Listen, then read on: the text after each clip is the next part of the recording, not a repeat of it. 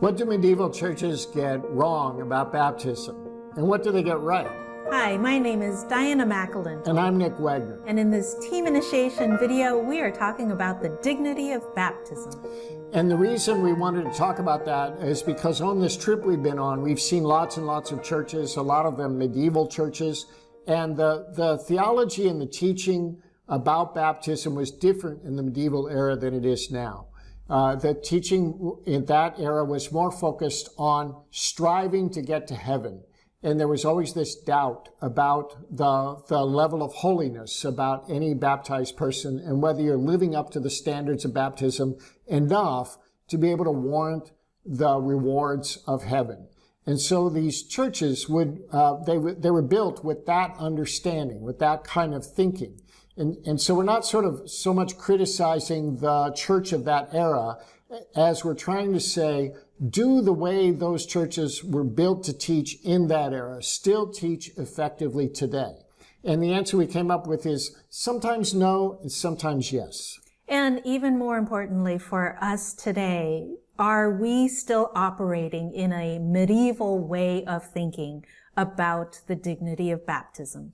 So one of the things that that these churches caused me to think about anyway is do they really teach what the Second Vatican Council teaches? Is that we're all holy and made holy by the dignity of baptism, and I'd have to say not so much in a lot of these churches, because there's distinct places that are clearly for the more holy people or the clergy among us, and the rest of us are not allowed to go there, not allowed to be in those holier parts of the church. So in many of the buildings, many of the churches that we visited on this pilgrimage throughout Italy and Spain, it was clear that holiness was unequally distributed.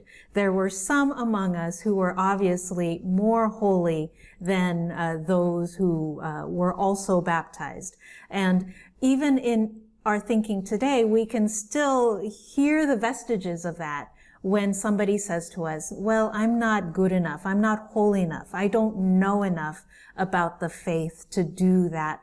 And it's when we're talking about baptism, all of us, from the Pope on down to the youngest infant being baptized, all of us are called to holiness. And all of us in that baptism are given the fullness of the dignity of Christ's priesthood, Christ's holiness. So the way that there are different ways in which these churches were constructed that would try to convey that sense that we're striving toward heaven, and some of us are closer to that goal than others. Primarily the clergy are closer to heaven than we are, or holier than we are. Almost all medieval churches, when they were built, had rood screens, these great big screens that would make a clear division between the altar area and the worship space for the assembly. Now, most of those rood screens have been removed, but in my era, they still existed in the form of communion rails. Now, most of the communion rails have been removed as well, but there's still a clear sense. You know where the communion rail or the rood screen should have been if it's not there. We saw this magnificent one at the cathedral in Seville. From floor to ceiling, it was like a gate, but you could see through the gate to the main altar, and behind the main altar, this golden altarpiece that also went from floor to ceiling. And on the golden altarpiece was frieze, statues that conveyed the life of Jesus, stories from the gospel, from the life of Jesus depicted on this altarpiece.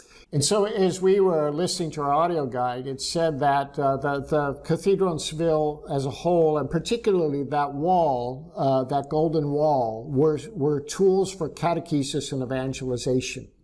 Now, one of the principles of the Second Vatican Council is all of the baptized are responsible for evangelization and, at some level, even catechesis.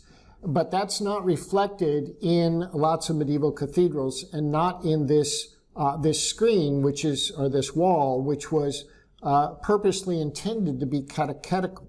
Because I got right up to the edge of the rood screen, right as close as I could get to it, and I could barely make out some of the figures, make out some of the statues and what the stories were, especially the ones that were higher up.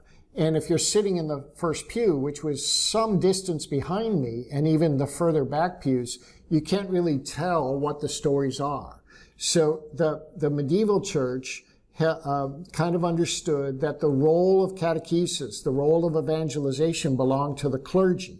And since the Second Vatican Council, we want to make clear, especially to our catechumens, that all of the baptized are responsible for evangelization. Something else that much of the artwork that we've seen in these medieval churches is a theology of the promises of heaven. That the promises that we are given by our baptism are meant for the future. They're not meant for us today.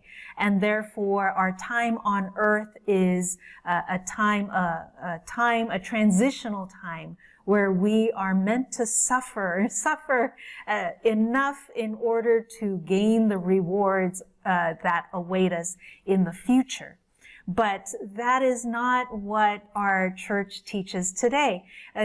Today, we believe that with baptism, we are promised that heaven on earth now. We even pray that in the Lord's Prayer every time. We say, your will be done on earth as it is in heaven. And so God's promises are for us today. And the final thing we want to say about maybe a teaching that doesn't convey as well today as it might have back then is that God's beauty is monumental in the sense that it needs to be described in monuments, and monuments large enough to kind of blow our imagination out of the water. And in fact, the Cathedral of Seville is kind of proud of that. The slogan that we're told is known around Seville is that when the cathedral was built, the thinking was to build a church that is so beautiful and so grand that those that see it finished will take us for mad, take us for being crazy. That it's so massive, people will think we were insane to do this. And honestly, that is exactly the impression I had as soon as I walked in to this building. It is so grand and so outrageously large, and it's beautiful in lots and lots of ways. But it does convey the excessiveness of God's grandeur, and that's good teaching. That's correct. But it does so in such a way that says that ordinary people, the ordinariness of God's beauty that we might find in our own homes, so we might find in each other, isn't quite up to the level of beauty and the level of grandeur that we find in a cathedral like that. It could also convey that you need to have a lot of power, a lot of wealth in order to convey God's presence. And we know for sure, especially in this time of the Incarnation, that God does not need golden statues, golden walls, and lots of wealth to show the power of God's presence among us.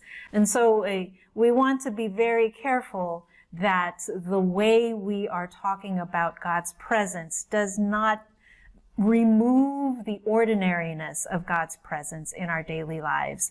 So we want to spend a few moments talking about what these medieval churches convey that really is what we want to say. There's, in some of these artworks and the construction of these buildings, and even with the grandeur and the over-the-topness and the craziness of some of them, there's still a sense of spirituality, a sense we're trying to convey that God is really present right here and right now in this place in a way that's beyond human understanding.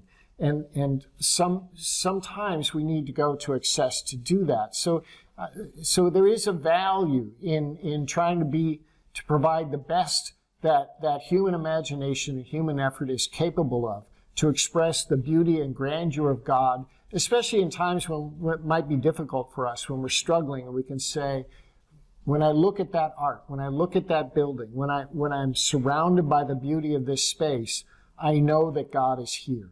Another thing that always struck us was the baptistries of many of the medieval churches, and particularly in Seville, the baptistry of that cathedral is a working baptistry. And the baptismal font was filled with water. And the audio guide said that that baptistry is one of the most visited spaces of the church, because every week they are baptizing people in that font. Most of the medieval churches we were in, the baptismal space, some have, they have actual chapels, and the one in Seville is an actual chapel where you don't baptize up near the altar with a little bitty font. Everybody goes to this big chapel off to the side that's room for people to gather around the font to do the baptism. And most medieval cathedrals have a space like that. Some of them even have a separate building where baptism happens. The monumentalness of the baptismal area says something about the importance of baptism in the church. And so the final thing we want to say about what these churches get right is that what you get an overwhelming sense of as you go from church to church, or even space to space within a church, is that image matters. They're filled with images. And sound matters. Every church we've been in has a pipe organ. Every church has a resounding vibration that you can feel when people sing and people pray. And silence matters, because there's signs all over the place that when a prayer is happening, when Mass is happening, or Liturgy of the Hours, or an actual baptism, the tourists are asked to be silent, and they are. And you feel the presence of God in that silence, in that massive space. And these are things that these medieval churches can teach us to do better in our churches today, because most of our contemporary churches don't focus on image enough, don't focus on the quality of sound enough, certainly don't focus on silence enough. So what is the takeaway for us in catechumenate ministry? Well, first off, we want to make sure that we are teaching that baptism makes every person holy. That baptism makes us as holy as the Pope, as holy as your pastor, as holy as your religious sister or brother in your parish.